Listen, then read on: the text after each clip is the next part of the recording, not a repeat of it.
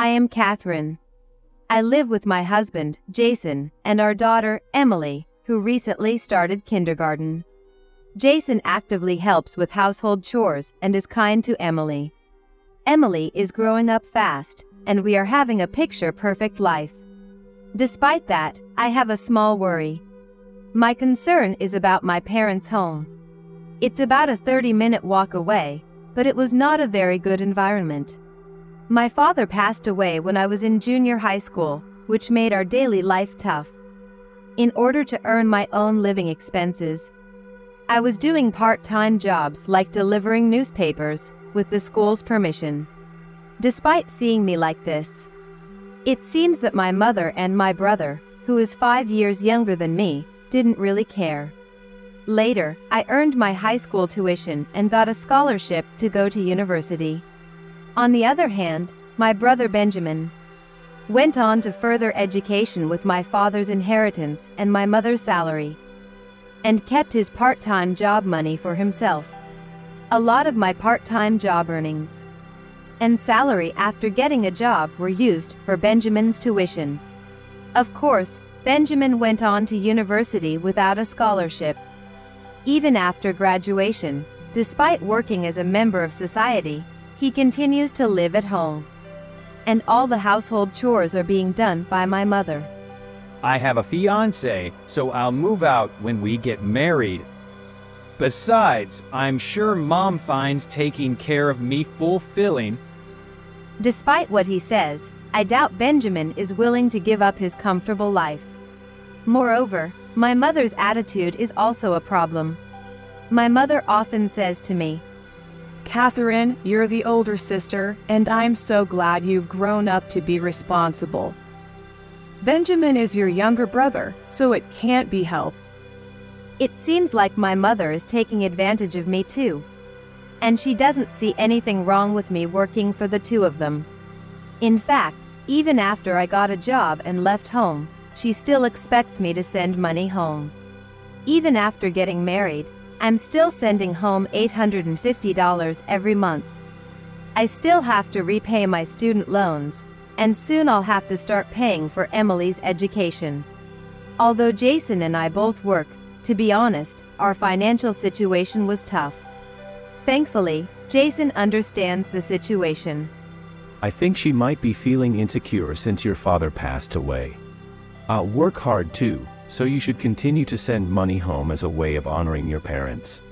I'm grateful for Jason's kindness, but it also fills me with guilt. I try to refrain from wanting things as much as possible, and live modestly to not trouble our household budget. Then one day, I got a sudden call from my mother.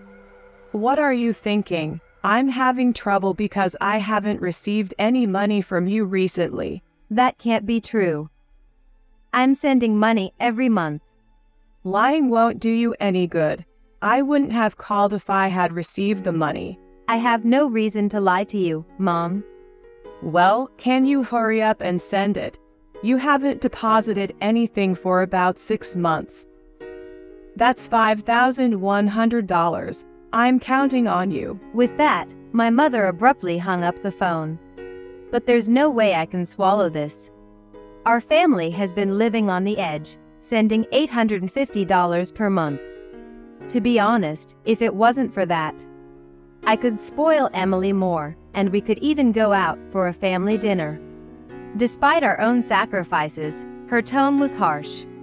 I checked my bank account just to be sure, and I confirmed that the money was indeed being sent to Benjamin each month.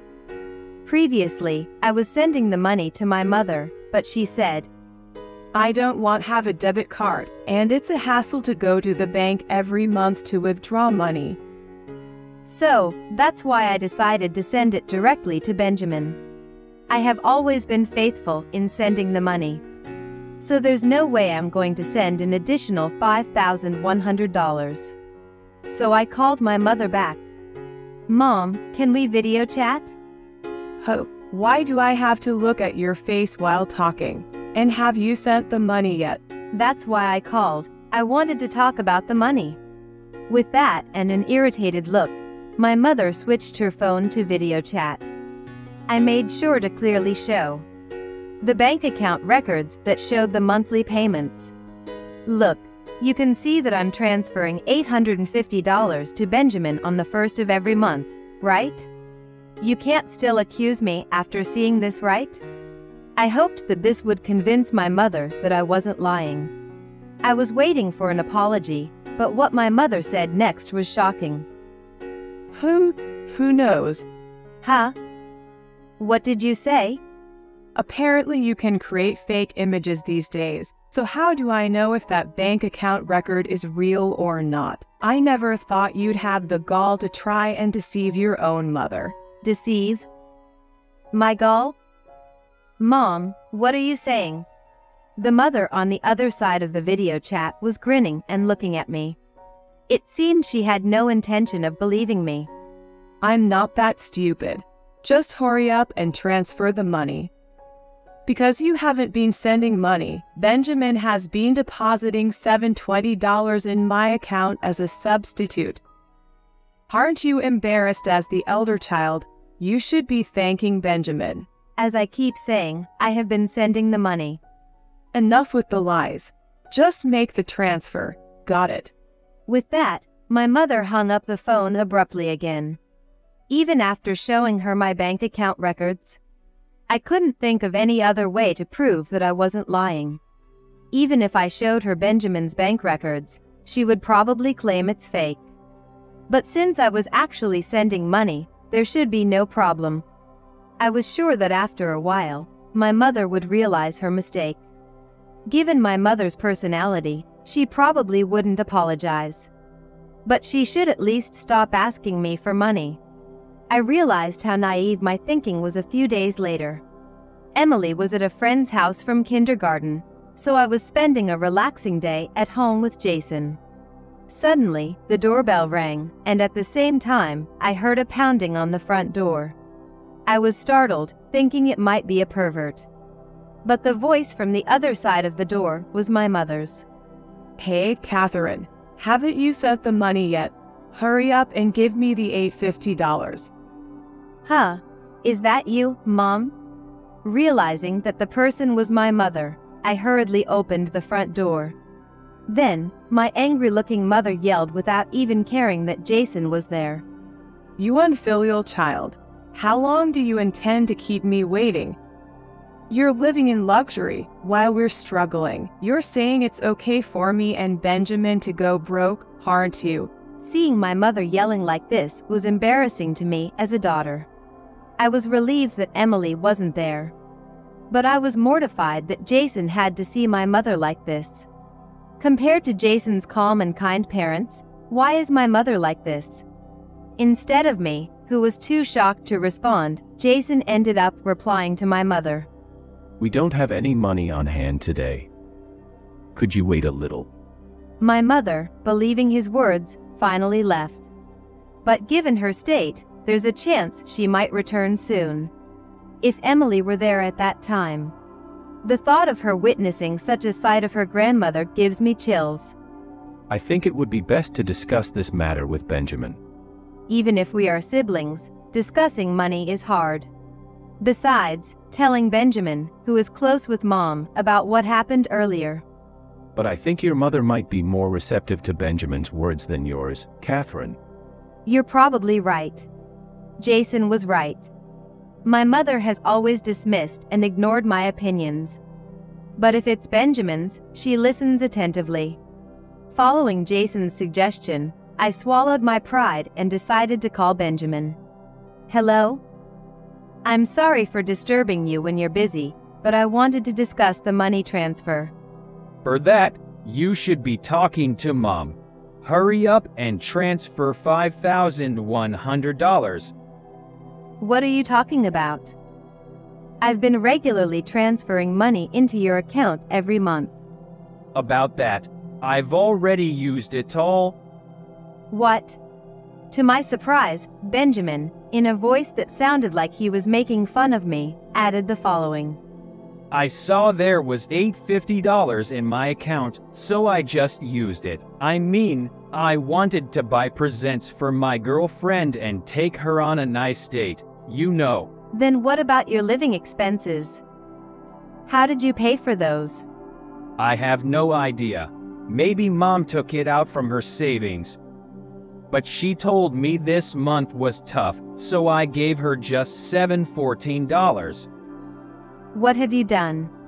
Mom thought I gave her living expenses, and that made her crying tears of joy. Despite that, she was furious, wondering why you can't do the same. Benjamin was laughing on the other end of the phone, but to me, it was no laughing matter. I made sure he understood that the living expenses would be transferred to him. And he had understood. Despite that, I had no idea that he was spending it all. As soon as I consulted with Jason, he took this situation seriously as well. We decided to temporarily leave Emily with Jason's parents and go to my mother's. However, my mother wouldn't listen at all. You seem to have some lofty opinions, but I can't trust someone who can't even keep a promise to transfer money. Please, just listen to what I have to say. Enough. I'll listen to your story, but only if you bring me the $5,100 you owe me plus interests, which will be $7,140. Having said that, she kicked us out. To make matters worse, a message from Benjamin came in at this timing. Benjamin seemed to have been upstairs the whole time and overheard our conversation. The message from Benjamin read, "So, I'm counting on you for the next remittance." I knew that my mother and Benjamin had been relying on me. To be honest, there have been many times when I felt burdened. Still, we are family that has shared many ups and downs together for a long time. That's why I've always thought there is nothing I can do. Since this incident, my heart sunk. I tried to stay cheerful in front of Emily, but I couldn't manage to smile elsewhere. Jason, who was worried about me, offered these words of comfort. I won't object to you sending money, but I don't want to see you struggling because of it. Jason. If Benjamin ends up spending the money you deposit in his account, why not consider sending it by registered mail? It's a bit troublesome and costs some money, but it's reliable. Yeah. But anyway, all I want is to see you smiling. If it's for your smile, it's okay if it's a bit of trouble and costs some money. Thank you. With Jason's words, I felt my worries fade away. Come to think of it, my mother lives in the house my father left us. So she doesn't have to pay rent, and she is still young. If she works part-time, she should be able to live without any hardship. And yet, why do I have to send $850 every month and still be criticized? Until now, I've been taking advantage of Jason's kindness. But my mother talked to me in such a way, and even Benjamin mocked me. I don't want to keep sending money to those two. At that time, my feelings of affection and gratitude towards my family faded. And my hatred for those two grew stronger. And so, I decided to stop sending money starting next month. I won't deposit into Benjamin's account, nor will I send cash by registered mail. I didn't want to continue giving money to two ungrateful people who didn't have a sense of gratitude. As I expected, a flood of messages from Benjamin began to arrive the following month. Most of them were about remittances. Such as, "Where's the money? You forgot the remittance," and "Hey, reply." Since he didn't seem to want to apologize, I didn't feel like replying. I kept reading Benjamin's messages but did not respond. Then, instead of messages, I started receiving phone calls. Of course, I had no intention of answering. I let all the calls from Benjamin go to voicemail. As a result, the voicemail box began to fill up with Benjamin's recorded messages like, "Send the money quickly," and "Hey, what are you thinking?" Surely, with me stopping the remittance, Benjamin must have started struggling with living expenses. And a few days later, this time I got a call from my mother. What happened to this month's remittance? Send the total of $6,000 including the months you missed quickly, will you? I decided not to do it from this month. Isn't a remittance a courtesy? Please don't say such things. This month, it seems that Benjamin's salary is also low, so I haven't received enough living expenses. You still don't understand? The reason Benjamin says his salary is low is because he can't use my remittance anymore. Heh. I explained clearly to my mother, who was surprised at my words. Until now, Benjamin had been using the remittance I sent. That money was used for his girlfriend's gifts and dating expenses. That Benjamin had been lying to her. If it were the mother in the past, she would never have accepted words denying Benjamin. But being cornered this much, it seems that she finally became able to judge calmly. I'll go confirm with Benjamin. And my mother hung up the phone in a hurry. A few hours later, an even more furious call came from Benjamin. It seems that my mother, who has realized the truth, is demanding Benjamin to return the remittances he has been squandering so far. But it doesn't seem to stop there. My mother has astonishingly abandoned all the housework she had been doing for Benjamin. There was also a pitiful voicemail left on my mobile phone from Benjamin saying, "What should I do about my meals?" Moreover, it appears that Benjamin has become accustomed to the luxurious dates, which he could afford because of the additional $850 per month. Among the voicemails was one that said, "Sis, what should I do for my next date?" Content that was hard to believe came from a working adult, which made me laugh rather than sigh. However, since I did not resume the remittance, even my usually unshakable mother and Benjamin seemed troubled. One day, my mother called with a sweet voice. I've realized that you, Catherine, are the only one I can truly trust. So, what are you trying to say? I'll turn a blind eye to what you've missed, but can you please resume the remittance of $850 per month from this month? Mom, don't you think you have something to say to me before that? At least, I wanted to hear words of apology or gratitude from my mother. That doesn't mean I'm planning to resume the remittances, though. But if I could hear even those words, I felt that my past self would be rewarded. However, my feelings did not reach my mother. How dare you say such a thing? What do you mean by that? If you're going to keep that attitude, I'm ready to sever our parent-child relationship right now. Let's do that then. Huh? Do as you please. I don't have any problems if our parent-child relationship is severed. Of course, if that happens, I will absolutely never send remittances again. Then how am I supposed to live? That's none of my business. Why don't you get a part-time job or something? With that, I hung up the phone this time. Although she immediately called me back, I had no intention of answering. Just then, I received a message on the chat app from Benjamin saying, "If you don't resume the remittances, we'll sever our ties." I thought it was so like Benjamin and my mother. To think they could threaten me with the prospect of cutting ties. So, I replied to Benjamin's message for the first time in a while. Naturally, it was a simple, "Go ahead." There was nothing that troubled me about cutting ties with my mother and Benjamin. For me, my life with Jason and Emily was the most important thing. From then on, my mother's life seemed to become genuinely hard after the cessation of my remittances. She quickly applied for a part-time job and seems to have managed to start working somehow. My mother is still young and lively, so she should be able to earn a decent amount.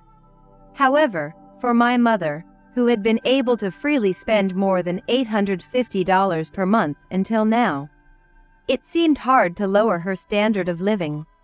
She seems to be managing to survive somehow, by pawning off brand-name bags and other items she's collected until now. However, every time a new item comes out, she seems unable to resist her desire and ends up buying it even if it means getting into debt. Occasionally, she calls me begging for remittances, but I have no intention of complying. Although it's unfortunate, the day might be close when she'll have to sell the house my father left if things continue the way they currently are. On the other hand, it seems Benjamin was dumped by his fiancée when she discovered what had been going on. "I can't believe you were squandering the remittances." She was apparently disgusted. Benjamin, unable to understand why his fiancée was angry, left a voicemail saying, "This all happened because you didn't send me any money.